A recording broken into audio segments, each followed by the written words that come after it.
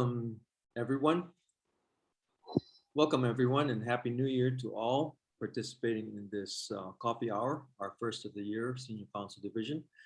And as the new president of the Senior Counsel Division, I have a pleasure of introducing our first speaker, Scott Spallina. By way of background, Scott attended the William S. Richardson School of Law and clerked for Judge Marie Milks upon graduation.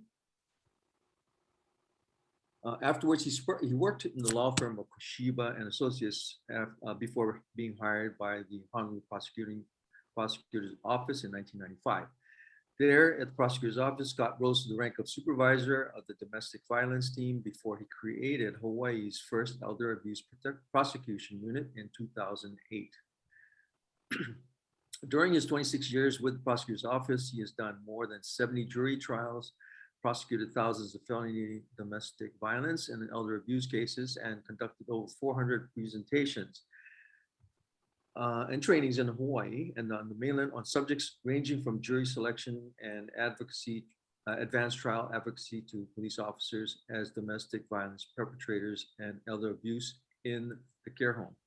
So without further ado, let me introduce Scott Spallina as our first speaker for 2022. Scott? Thank you very much. Okay, what I'm going to do is I'm going to hopefully share the screen here and we'll get right to it. Let's see. Okay. Again, I'm the Deputy Prosecuting Attorney Scott Spallina from the Honolulu Prosecutor's Office. I'll keep my voice up. I'm still used, even though I appear in court via Zoom all the time, presentations are another matter. So I'll go ahead and hopefully avoid some of the common mistakes associated with this. I've been with the prosecutor's office now for 27 years. Again, I created the elder abuse unit in 2008. And today I'm going to cover a perspective that's not covered too often, and that is the criminal mind, the mind of the perpetrator of these crimes here. And we're going to be focusing primarily on the perpetrators of financial abuse.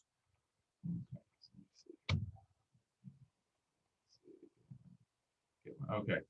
I'm going to start off by saying that the challenge in prosecuting financial exploitation cases does not come from a criminal violently taking a purse from a senior, but more often the challenge comes from the victim who readily reaches into her own purse and hands over the money.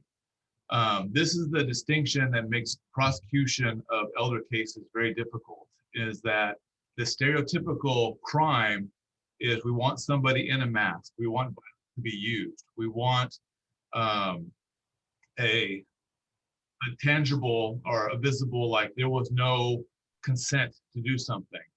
When we are talking about elder abuse, however, especially financial elder abuse, we're talking about situations where the victim willingly gives money over. And a lot of jurors cannot understand saying, how can this be a crime when the victim is basically their own worst enemy? I'm going to introduce everybody to my favorite victim here. Okay, her name is Elaine. As you can see, she's been a victim of many scams here in Hawaii. Starting at the Y2K scams, unlicensed contractor, foreign currency investment scam, and in the parentheses is how much money she has lost over the years in these different scams. The reason I know Elaine so well is that she's my mother-in-law. She lives down the street, and I've gone through with her each of these scams. And I sense the frustration when I get calls from family members saying, my mom, my dad, my grandma, my grandfather will not listen to us. They will listen to this stranger over the telephone.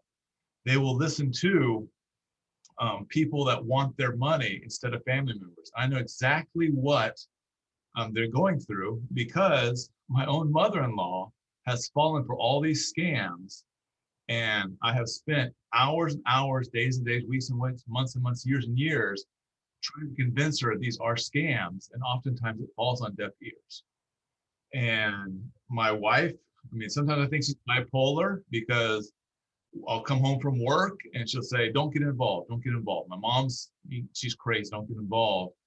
And then another day I'll come home from work and say, you're the head of the elder abuse unit. Can't you stop this? Can't you stop this? So I don't know what wife I'm going to come home to sometimes, because the expectation is I have control over my mother-in-law, which I don't, and no family member does. And that's a frustrating part of handling elder abuse cases. Financial fraud and scams reach approximately 1 out of 18 cognitively intact older adults each year. It's a pandemic. I mean, we have a physical pandemic. This is a criminal pandemic here. The older adults lose $36.48 billion each year to elder financial exploitation. So it is a big problem. How do I steal people's money? You got your free lunch scam. Get in on this opportunity right now. Plus, you get a free lunch. Your sweetheart scam, grandparent scam, those are exciting. Hello, Grandma. You want it? They're telling me I need $3,000. Or if I'm feeling old school, I could just jump in your garbage. Yep, done. No, it's gonna turn. I'm now you. Visit the A. See, AARP has a good financial resource for scams. This commercial, even though it's made to be funny, is not far off from reality. And we're going to go through some of the cases that we're seeing. Okay, this is, and throughout this presentation, I'll be taking you into some investigations that have been done by the FBI regarding scams. But just listen, these are actual scam calls made to victims captured by the FBI. If you don't want to make up your mind right now, that's where I come in. I will make up your mind for you. Anyway, I said I would not call unless it was a rare and definitely undervalued situation. Are you familiar with the $2.5 gold Indian series? This is enough money for you to go to your grave knowing that you went and did the right thing, and you can go and meet God with a clear conscience. Now, what do you want to do? Are you stupid? I'm not trying to insult you, but are you mentally ill? Is there something wrong with you that I don't know about? Is there something physically wrong with you? Like, are you retarded? Are you overage? Do you forget things? Is there something wrong with you?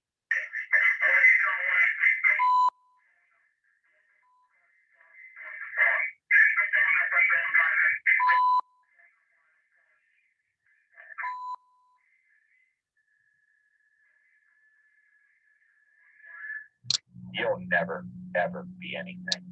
You're going to your grave a loser. A big loser. I think you're terrible. Imagine your mom, imagine your dad getting calls like this, relentless calls. These are the calls that victims of financial abuse get. They get worn down. They get beaten up verbally by these criminals. Today, we're going to have a master class in how to successfully steal money from seniors. And today, we're going to be covering who the instructors are, basically good examples of con artists that we deal with. Okay, who are you going to target and why? See, making real money using aloha instead of violence, building trust, establishing relationships, getting them to make emotional decisions with their money, and the major scams we're seeing here in Hawaii. Okay. Before we begin, I want to introduce you to this gentleman here. His name is Victor Lustig. Okay. He was prominent in the early 20s, primarily because he was a con man. He was on the FBI's most wanted list. His victims included Al Capone, the gangster. He actually conned Al Capone out of a couple $1 million. He was almost a celebrity in certain circles. He's rumored to have a mistress, Joan Crawford. But Victor Lustig, his biggest accomplishment is he sold the Eiffel Tower. That was his biggest con. He sold the Eiffel Tower to scrap metal dealers in Paris. Now, what makes Victor really good is that he sold it twice over the course of a couple of years. So how did he do it? When he was in jail, basically he gave lessons in prison, and he came up with the 10 commandments of how to be a good con artist. And these 10 commandments are still being used today by a lot of con men. And we're going to go through some of the strategies that con artists use, but you can trace a lot of these back down to the con man's 10 commandments. We'll go through these real quick. Be a patient listener. Never look bored. Wait for the other person to reveal any political opinions, then agree with them. Let the other person reveal religious views, then agree with them. See, hint at sex talk, but don't follow up unless they show interest. Never discuss illness unless some special concern is shown. Never pry into a person's personal circumstance. They'll eventually tell you eventually. Never boast. Let your importance be quietly obvious. Never be untidy. Never get drunk. When targeting a senior, actually when targeting anybody, look at this. I mean, seniors are oftentimes thought to be lonely. So they're going to need someone to talk to. So there you go. Be patient listener. Never look bored. Basically, these are trust building strategies that Victor Lusk used so successfully to rip off con men himself to sell the Eiffel Tower repeatedly. We're going to talk to another, or we're going to examine another con artist here in Hawaii. Her name is Katie Stereo. She's not a Victor Lusk level, but she did pretty good for herself. Okay, Miss Stereo, what did she do? She convinced an elderly man here in Honolulu, Hawaii, a couple years ago to give her $34,000. Okay, I know Miss Stereo because I was the prosecutor involved in her case. Over the course of 3 days, she convinced her victim that her sister needed surgery and needed cash. And all she did is this incredible story in that she's at 4th Street Mall in front of McDonald's. She approached a random man and said, "You look like a nice Christian man. Can me and my sister buy you lunch at McDonald's?" 3 days later, he is at a bank trying to withdraw $120,000 because basically Katie said, we want to pay you back the money you gave us, the $34,000. We have a house to sell, but it needs to be renovated. So if you give us $120,000, then we'll renovate the house, sell it, and pay you back. So that's how we first, and we're going to talk to Katie, we're going to see Katie a little bit later on this presentation. That's how Katie Stereo used her charms to rip off somebody. Okay. Now, I guess the first question that needs to be asked is, why do we target seniors? Well, seniors have more wealth than anybody else in society. It comes down to the longer you live, the more stuff that you have. Seniors are often lonely. You have one spouse outliving the other spouse, to where you have somebody in a marriage situation has been married for 20, 30, 40 years, and suddenly they're alone. That loneliness is overwhelming to a lot of people. And they will do things, make certain situations, they'll allow somebody selling them a $4,000 vacuum cleaner to come into their house, a stranger. They'll allow strangers to talk to them on the telephone. They'll allow strangers to do certain things that if they're married, they wouldn't have them do. And also seniors are thought to be very trusting and, more importantly, not technologically sophisticated.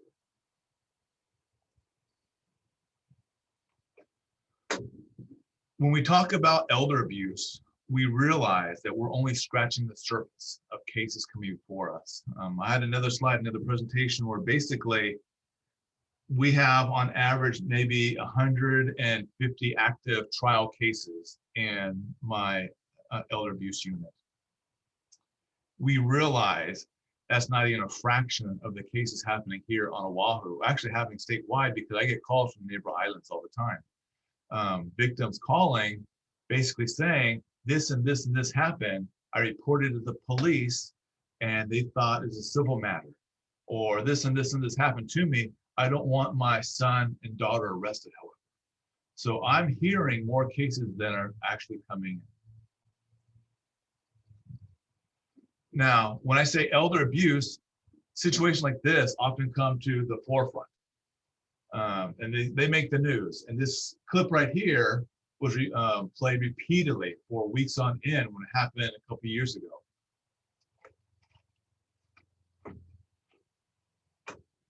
This is in downtown Chinatown area. You know, the gentleman in the black t-shirt, look what he does to the old man. He grabs his wallet and runs away.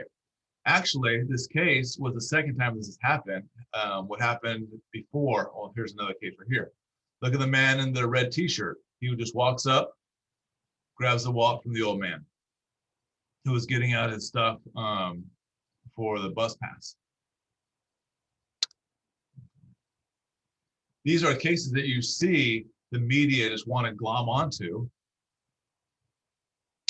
because it's exciting. It shows violence. It's something that you can easily see. However, look at this case here.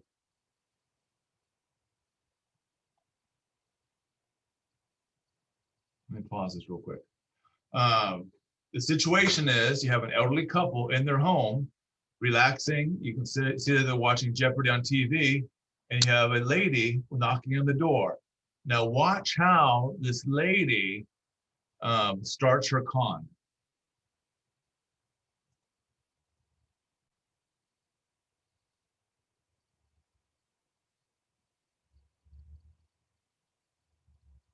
She starts with a hug.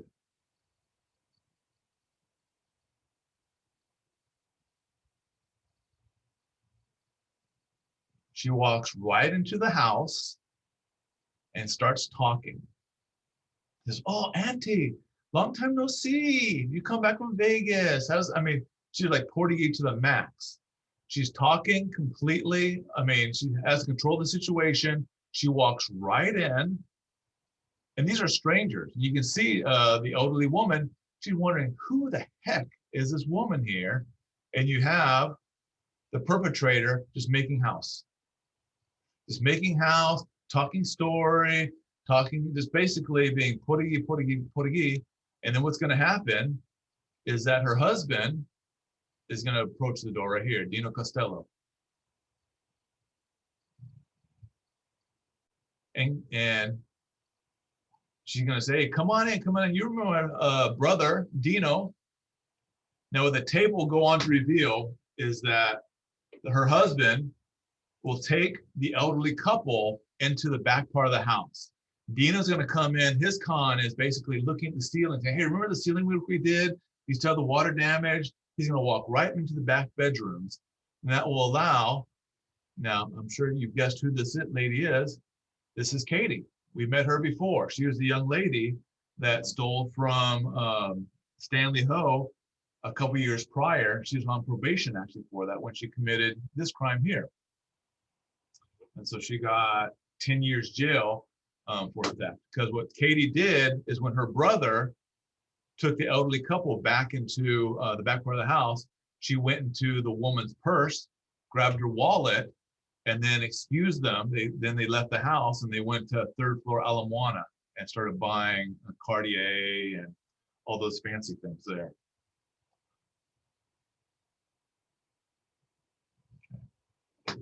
One of the things that a con artist needs to do for any successful con is to build trust. Now, who do you trust in society?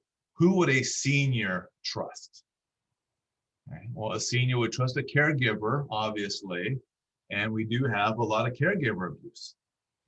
Just last week, we had a case where one of these visiting nurses kind of situations, the visiting nurse had sticky fingers and stole jewelry from one of her patients there. We trust our barber, we trust our beautician.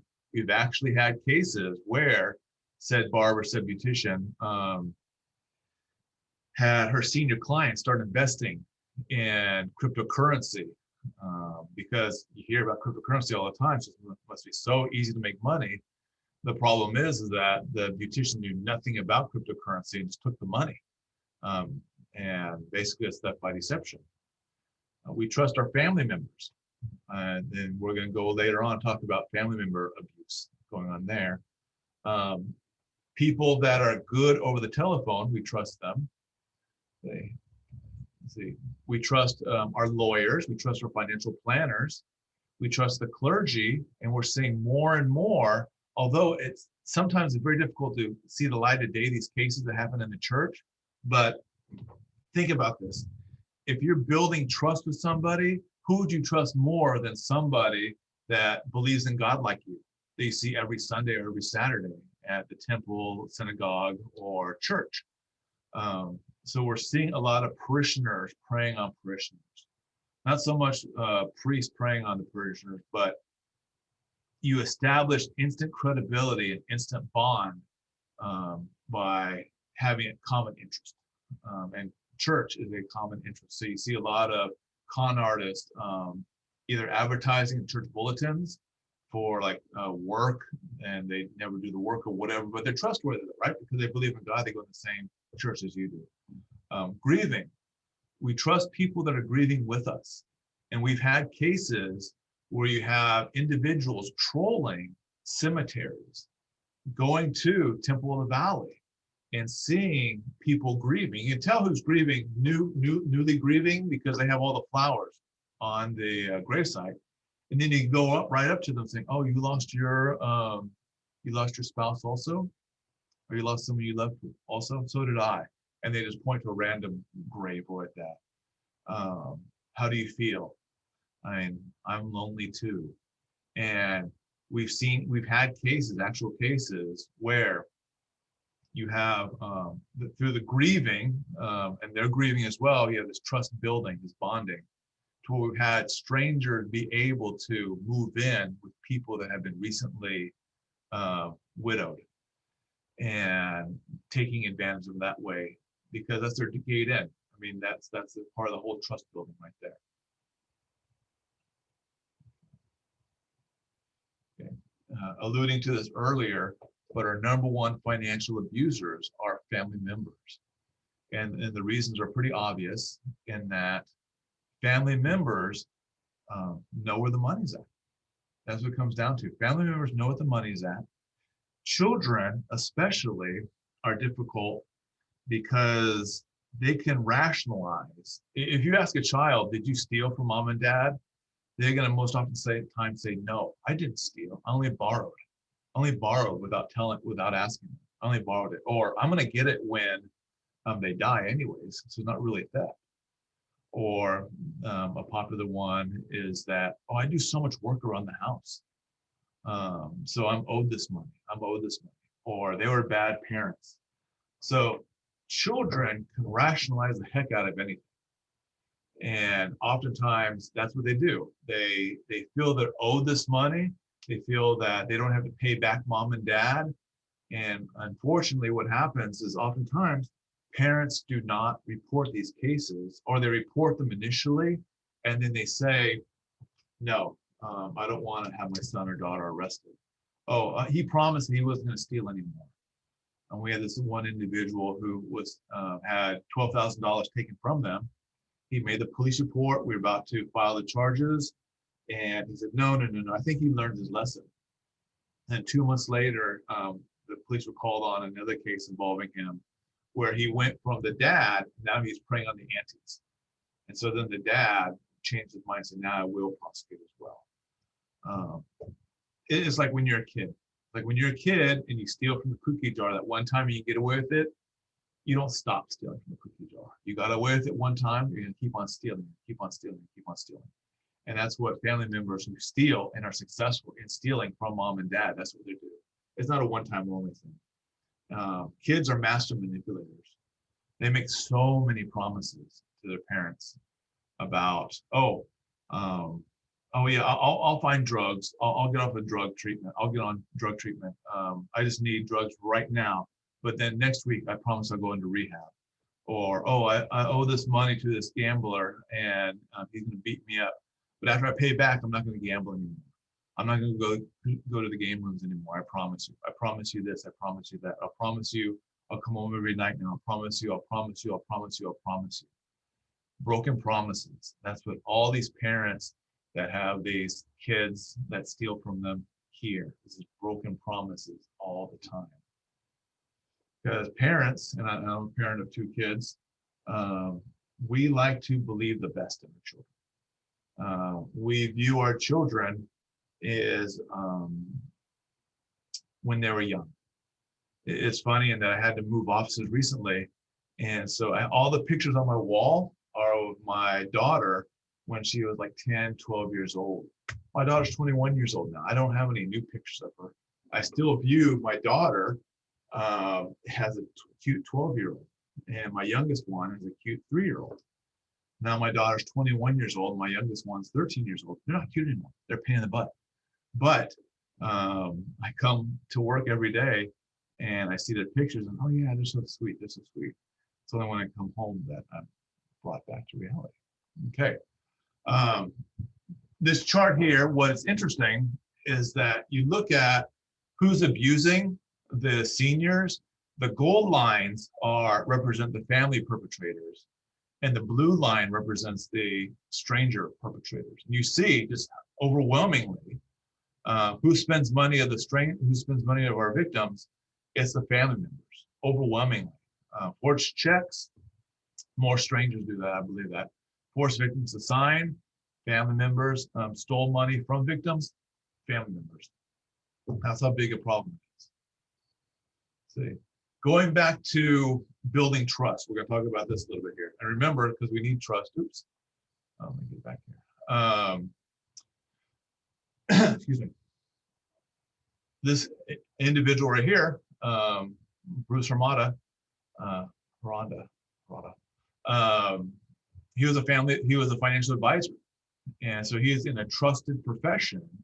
And what he did was take people's retirement money and basically stole from them. Okay, this individual right here, Jason Pasquale. Okay, what he did is he promised huge investment returns. He ran for office. He was a military veteran. And you look at him, he's a nice young guy. He surrounds himself with trappings of success, all to build trust. And to where it's like, okay, he's a promoter, an entertainment promoter. He says he knew all the celebrities, he knew all the acts and everything like that. So people invested in him because he knew how to build trust with them. But all he did, though, is he went to Vegas and spent money. He took all that money and he basically operated a Ponzi scheme. He was a master at building trust. And that's what a good con artist knows how to do, is convince strangers to give them money. That's what it comes down to. This young lady here, Susan Chen, she was a neighbor of an elderly woman. And what Miss Chen did was she befriended her neighbor. She became the neighbor's caregiver. She became a power of attorney, excuse me, became a power of attorney over the neighbor's property. And then when the neighbor had to go to the hospital for a time, what Miss Chen did was sell the victim's house and take the money. Again, using trust building. She became a caregiver, a friend, and this was a stranger beforehand. But with the use of a power of attorney, she was able to steal from her neighbor. What con artists need to do is not have logical victims, but have emotional victims. And you get a lot more out of emotion, and we're going to talk about this, than logic. You want to basically have your victim make emotional decisions with their money. You see this with the snake oil salesman. Basically, here's the strategies to get somebody to make an emotional decision with their money. Make it simple for them to understand. Use high pressure tactics, promise guarantee returns that sound too good to be true. This raises the emotional affect of somebody to where they believe and they want to believe. That's the key thing, they want to believe. Okay, this is again, going back to that FBI investigation on con men. This is a con man right here. He's a very successful man that basically became a cooperating witness in a big federal investigation. Crush or kill is emotionally driven. It's not logic. If you apply logic to this concept, it's no. I'm not going to send you my hard-earned money. I don't even know who you are. I know you from Adam. When I wrap that in tons of emotion, that blurs. The logic goes out the window. The emotion kicks in. Now I've endued you. Now I'm no longer the predator of the phone. I'm Jim from New York. When I tell people that I do elder abuse, when I tell people that I've met victims that have lost hundreds of thousands of dollars, obviously the reaction I get is, oh, that person must have been stupid. Or why would that person give them $100,000? Not realizing that the con artist just didn't pick up the phone and say, hey, are you Miss So-and-so? Can I have $100,000? What it was the perpetrator knows how to groom the victim. Going back to those 10 commandments about being a patient person, about establishing rapport with the person, building trust with the person. It takes place over time. And later on in this presentation, when I get to some of the scams, we can see where you had to build trust in order to have that final payoff. Now, this guy here, then the interview will go on further. He's a likable person. He would not be a successful con artist if he was not a likable person. And that's one thing is I go to these presentations. I've done about 400 presentations to senior groups all over the island. And I always start off by asking them, what does a con artist look like? And invariably they say, oh, he has a toupee, he has a loud tie on, he's a howdy guy from the mainland, he's like fast talking, slick back hair. And I mean, they're describing basically a stereotypical, like Better Call Saul person. They're describing a used car salesman type of person, a bad used car salesman type of person. And I then educate them saying con man could be anybody. That's the whole thing, is that in our own mind's eye, we think this is a con man, and this person that I've invited into my house that's talking friendly, he does not match the description. Therefore, I trust this person. And that's very detrimental to the victims, is that they do have such a set image of what a con man is. And part of my job is to break that image. Con man could be anybody. Crush. Okay. Again, it all comes back to raising the emotional level. That's what we want to do. We want to make somebody emotional.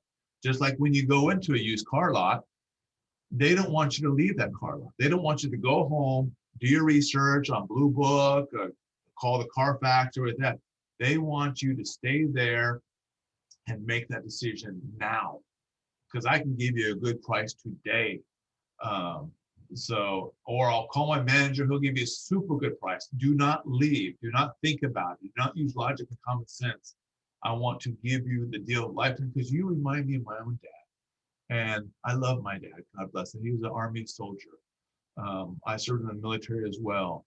I rescued, you might have heard about me, I rescued all these orphans from a burning building, and I built a church for them afterwards. So trust me, it all comes down to building trust with people. Okay, phantom riches, this is obvious. Basically, to raise the emotional level, you want to tell somebody they want a lot of money. We're going to go through this again. Scarcity. And you see this all the time. You turn on the radio, first 100 people, the first 20 people, act now. This will happen. You see this after Thanksgiving, doorbuster sales. Like, oh, limited quality, limited like this. Okay, here's an example of an actual call where they used a scarcity. Oops, I'm sorry. Now, John, back in 1860, from the Philadelphia Mint, there were 22,675 of these coins minted. Of those 22,000, only 4 have survived. Only 4, for God's sakes. Just 4 remain at this grade. See, you have to get it because only 4 have remained, and you're the lucky person to have one of these 4. Okay, source credibility. Basically, you're not going to trust a stranger without any sort of significant background in what you're doing. That's why you have people dressing like I do, dressing very prim proper. You're not going to get someone, you're not going to trust somebody that is basically unemployed, no job, no prospects. Okay, remember my favorite victim, my mother-in-law? Okay. Excuse me. Okay. This source credibility, I saw firsthand in that in Waipahu, there was a church that hosted this individual who basically said you didn't have to pay taxes. And the reason he knew that you didn't have to pay taxes, and also you didn't have to pay your mortgage, and you didn't have to follow the laws of the state of Hawaii because they weren't mandated by the Bible and by the Constitution. Because like you did not have to respect the laws and the it's a whole sovereign citizen. I won't bore you, but I went to one of their meetings because my mother-in-law was not paying her mortgage for about a year plus. I went to one of these meetings like that, and the person, the grand poobah of the meeting, he did source credibility. First of all, he had a HPD officer there who introduced himself in uniform, saying, at first I met this individual and I wanted to beat him up. I did research, my own research and stuff like that.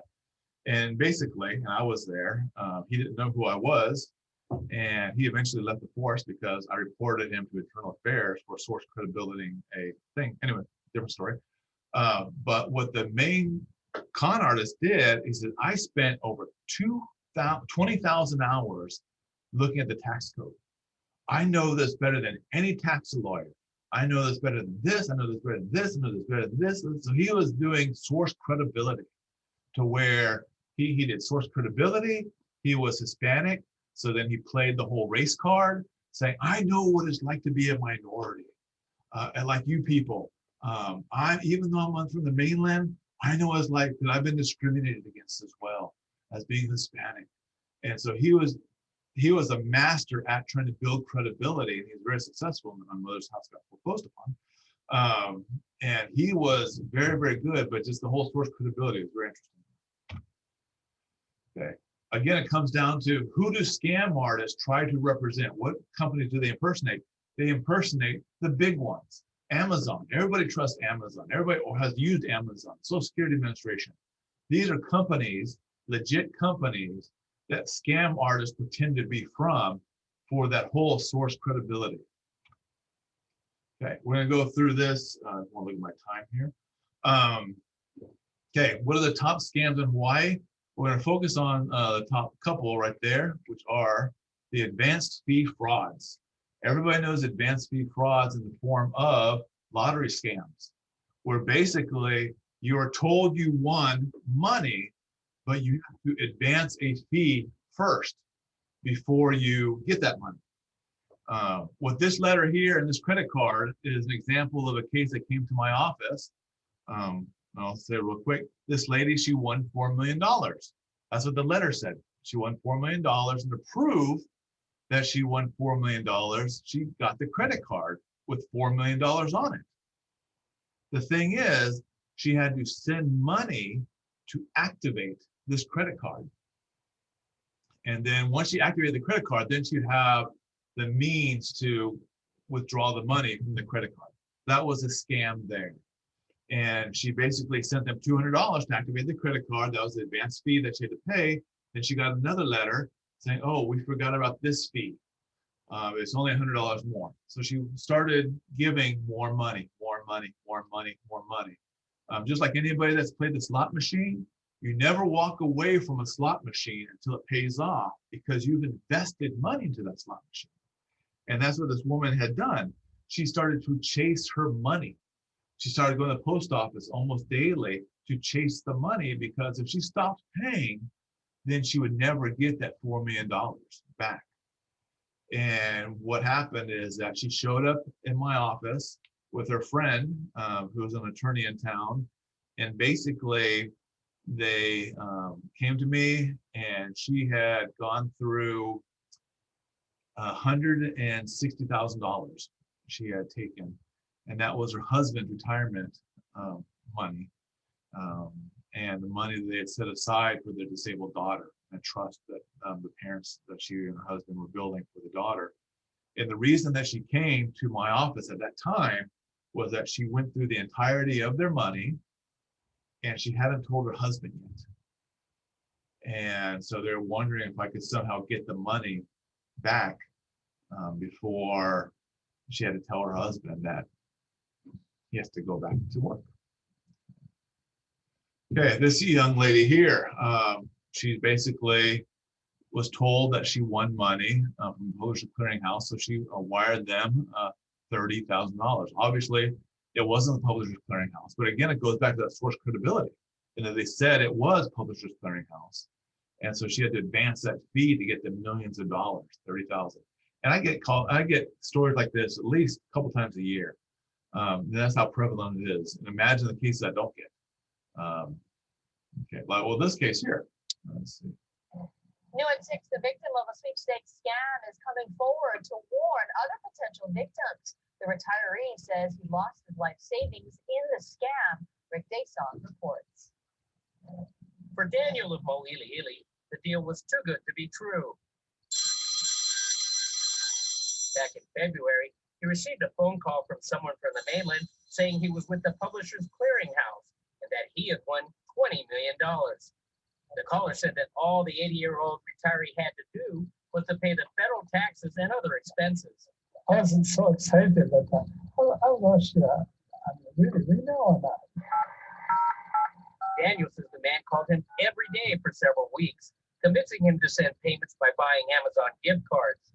When Daniel maxed out his American Express card by buying those gift cards, the caller convinced him to get a new Capital One card. He even gave cash and personal checks. And only when he went to his bank in April did the teller notice the scam and file a complaint with police. My total loss back of my account, 68,450. Maybe for them it's a small amount. But personally, it's my lifelong savings. See, I met Daniel because he came to my office. He had all the receipts, he had everything, and basically he had already started the process of trying to get a lot of his debts excused by the banks. He maxed out several credit cards. Once he pulled the trigger and believed the scam, then he became in debt that $64,000 in one weekend. And one weekend, he basically went to a lot of the stores here on Oahu and got all the Amazon gift cards and maxed out those cards and then read it over the telephone to the scam artist. He sent cash to this little town in Texas. And because I called the town, it was like, I remember one night I called the town myself, and it was like a two-person police station. And we discovered that the money he had sent to this house was basically to a mule, a money mule. It was a senior citizen over there that thought he was working for this company. And so what he would do, he took the cash, then he put the cash in the bank, and then the con artist withdrew the cash remotely from that account. And so we could not get the guy in Texas because he's a victim himself. And then it was untraceable who the bank sent it to there. And we tried to get the FBI involved, but because the amount was under $100,000, they didn't touch it because it was only $68,000, which is a lot of money to Daniel. And even though you have the wire transfer and anything like that, so it's a sad case, and we worked a lot to try to get Daniel back his money. But yeah, this just happened last year, 2 years ago. Let's see here. How bad are these lottery scams, these advanced fee frauds? Basically, we have reports from pawn shops of seniors going in there, selling their wedding rings, selling their Hawaiian bracelets, selling things that they ordinarily would not sell because they won the lottery. I've had real estate agents calling me up saying that somebody wants to sell their condominium to get that money to pay for the taxes of the lottery winnings, and then they'll get it. And then we have banks reporting that seniors are writing bad checks to cover the money, thinking that before the bank catches them, that they will have their money. Okay, I had to, and periodically I get family members bringing in their mom and dad and wanting me to try to convince them that the lottery is a scam, that you can't, and basically it's true in that, can you win the lottery in Hawaii? The chances of you winning the lottery in Hawaii are 0%. 0% you're going to win the lottery in Hawaii. Because first of all, it's illegal in Hawaii. Second of all, it's illegal for a foreign citizen to win a foreign lottery. So when you say that you've won the Canadian lottery, which I've had calls about that, I've won the Canadian lottery. It's like, did you enter it yourself? No, a company did. No, they cannot do that. There's all these lottery rules, and I spent like a weekend going through all the lottery rules. Again, remember, this source credibility there by saying how much research I did. And it's just, I have to tell seniors now it's 0%. But Scott, what about the Publishers Clearinghouse? That's not a lottery per se, because you don't have to pay anything to get into it there. That's just a giveaway. That's a giveaway. But a lot of people source credibility saying they're associated with the Publishers Clearinghouse. And I've had a case just last year where someone won the Publishers Clearinghouse senior version, and there's no such thing. And if you go onto the internet and you look up the line, the verification line, did I win the lottery like that? You call them up and say, did I win the lottery? And they'll tell you, no, you did not win the lottery. However, seniors don't know to do that simple step of verifying that they won the lottery. Okay. Okay, IRS scam, again, to raise that level. I got this call. The IRS has a lawsuit against me, and they're going to arrest me because I did not pay last year's taxes. So they want me to call them back to tell them how where I can send my Amazon gift card money to, and then I won't have the then I'll have the arrest warrant taken off me. So I've gotten these calls myself. Okay, sweetheart swindles. We're seeing an increase in this. Again, lonely seniors out there, they're going online for the first time, not realizing that their profile, even though they try to limit it to just the island, it's going out worldwide. And you have these boiler rooms in India, Jamaica, and all these different places, and people pretending to be other people like that. I just went last night to update this slide here. There are more and more and more senior dating sites. I have never heard of Mining before, but that's a senior dating site. Love Again, Bumble, find your honey there. It's all these senior sites that are geared towards people 50 and over.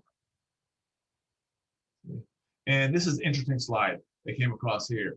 Look at the different, if you look in the lower left-hand corner, ages 55 to 64, the number one, the riskiest scams by age, romance scams. Romance scams are the riskiest scams right now for seniors, because at 55 to 64, that's when you get a lot of lonely seniors being developed through divorce, through death, or whatever, or just realizing that I need to get married already. And then, but before that, 45 to 54, you had online purchases. After that, travel. 65-year-olds buying these packages that don't exist, or timeshares, to pass on to their kids forever and ever and ever. Let's see here. Okay, grandma scams. Again, I got a phone call from my own mom last year asking if I was in jail because they got this call like that. Even though I have two sisters and a brother, they automatically thought I was the one in jail. Okay. Basically, preventing crimes from happening. We're going to go through this. Actually, what I'll go ahead and do is I'm going to take a break because I want to get some time for questions. And because I'm sharing the screen, I can't see the questions at the same time. But these next slides, though, are basically your common sense how to prevent crimes from happening. Knowing the sign, we talked about this, educating the police force. I go out to the police station a couple times a year, or the police academy a couple times a year to do training and basically tell police to make the report. It's not a civil matter.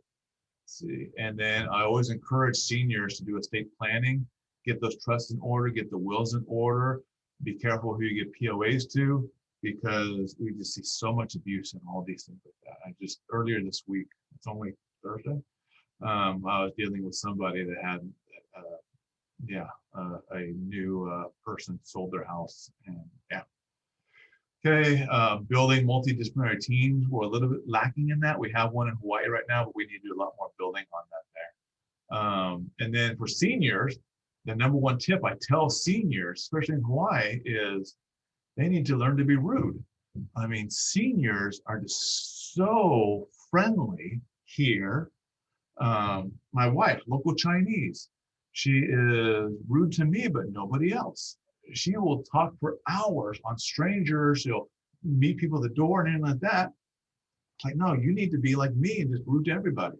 And it's good for COVID. I haven't had COVID yet, knock on wood.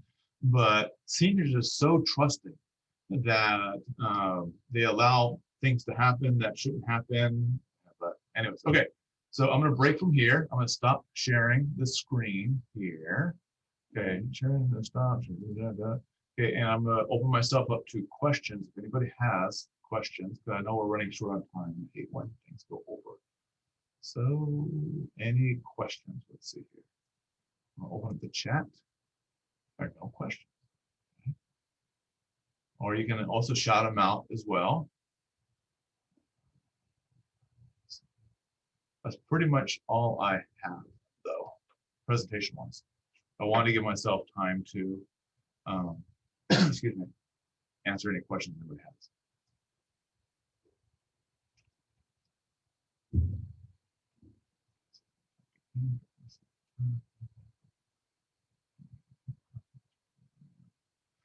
Yeah, I can email you. I know that what we just talked about today is being recorded, so people can, I guess later on, and Denton will know, she'll share how you can get a copy of what I just said. And then with respect to these slides, I can send people the PDF version of the slides there. Should people call your office if fraud is suspected? I always encourage people to call the police first. That's their first line, is the police. Oftentimes what happens, and I'm seeing this more and more, is that the senior will call the police and the police will say it's not a case or there's no crime. And then they'll call me up and say, Scott, I called the police. I told them what happened. And what the police do, they like things in nice little packages for them. I don't want to say they like to be spoon-fed or anything, but since they do, and so what I'll do is I'll listen to the senior, and I basically put them on speakerphone. I'll be doing other things like that, and they'll be telling me about their life story, telling their daughter married to lose her boyfriend, and all that stuff. And then during their 30 minutes, 45 minutes of them talking to me, they'll say something like, and then he forged my signature and blah, blah, blah. And it's okay, whoa, hang on there. You know, what do you mean by that? So in handling elder abuse cases, just like Victor Lussing, you have to be very patient, because seniors, and if you've ever talked to your mom or dad and asked them how their day was, and they go into blah, blah, blah, blah, blah, blah, blah, you have to be very patient with them, because they're not going to talk like a lawyer and get right down to the issue. They're going to give you the drama. They're going to make efforts to make their story more interesting, in their own minds more interesting. And so you have to be very patient, because they will tell you the story. They will tell you the story. However, HPD sometimes, when they're called to the scene and they get into this whole life story, HPD doesn't want to hear about it. And I'm seeing this more and more because I review body-worn cameras of the initial officers. And the initial officers are basically impatient oftentimes with our senior victims. And so when I go to the academy, I tell them, hey, you would not talk to your mom. You would, but you're not supposed to talk to your mom that way. So treat senior victims with patience. That's what you need to do, is you need to take time to do that. Okay, one of the questions was, can I talk about mystery shopper scams? Basically what that is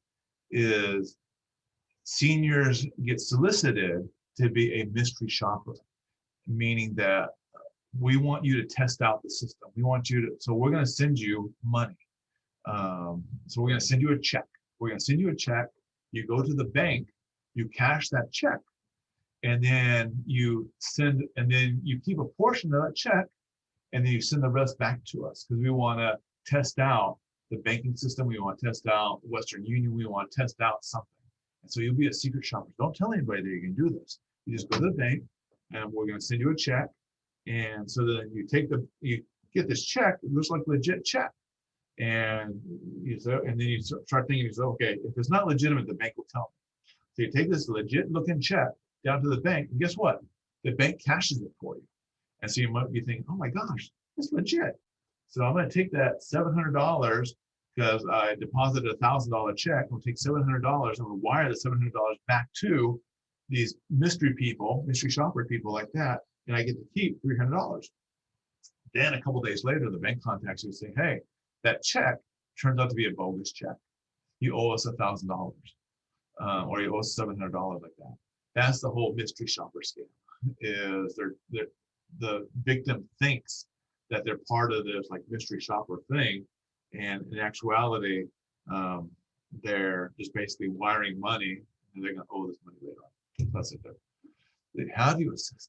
Oh gosh, this is so difficult. And again, this would be from Judge. How do you say capable dementia? Dealing with dementia is very difficult because, and that's one of the questions is, and I hate to say this to family members, I hate to say this to spouses and whatever, but we have a right to be foolish with our money.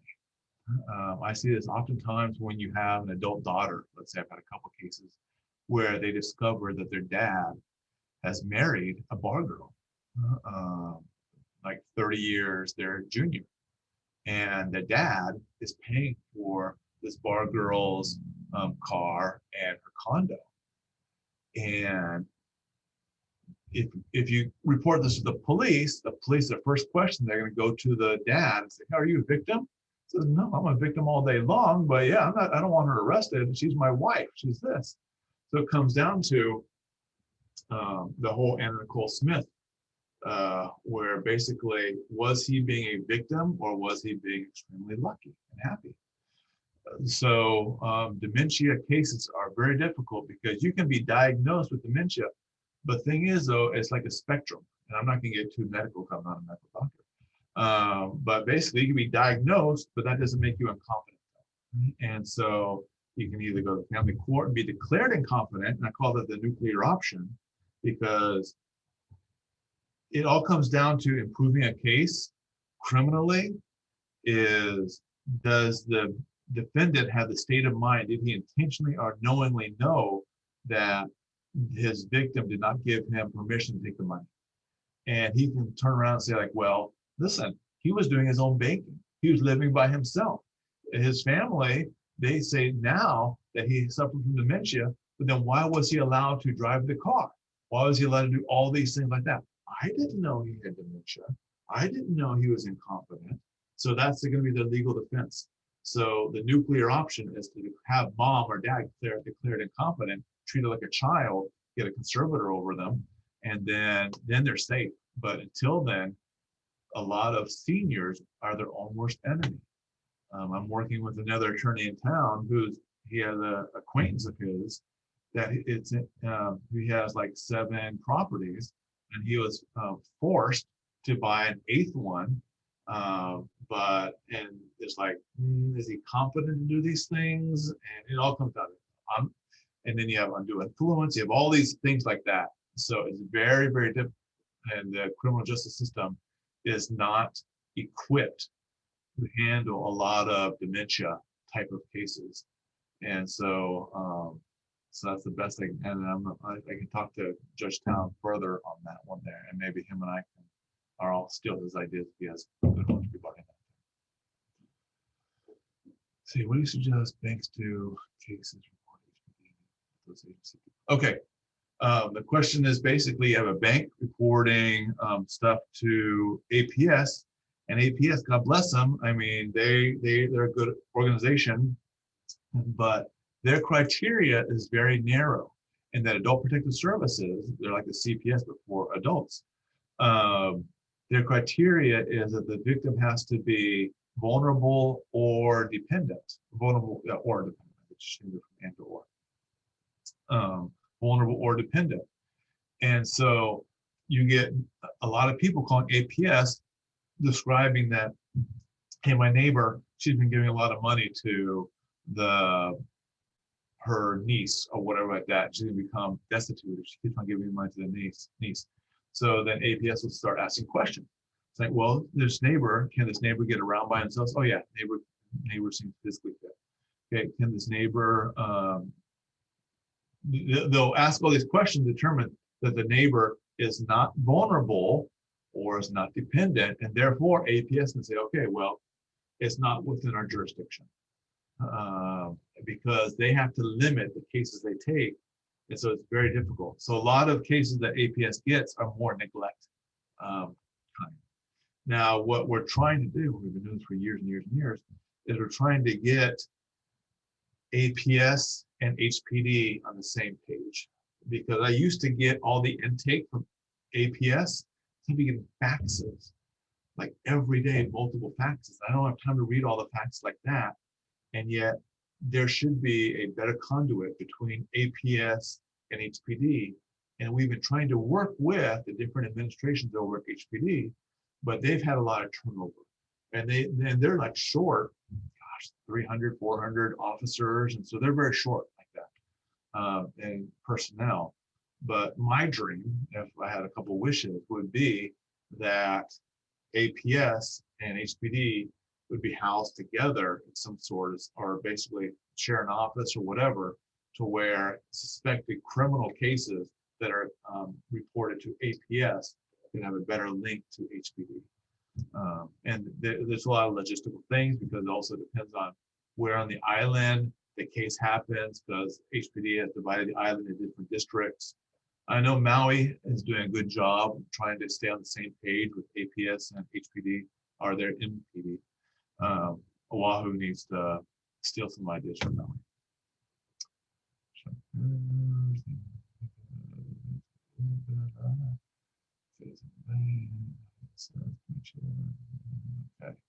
Okay.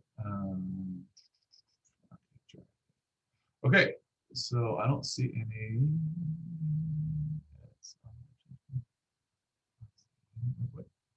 I should be reading from the top. Okay. I think that's it. The time is now 1:04. I'm going to turn everything over to Den, or Gilbert. Either one of you guys. You guys can roll me out here. You're muted, Gilbert.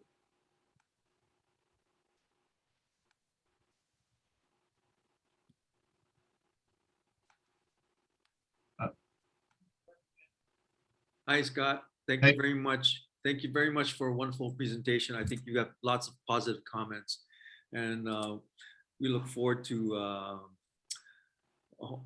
more success in your line of work, because this is a very near and dear topic to a lot of us.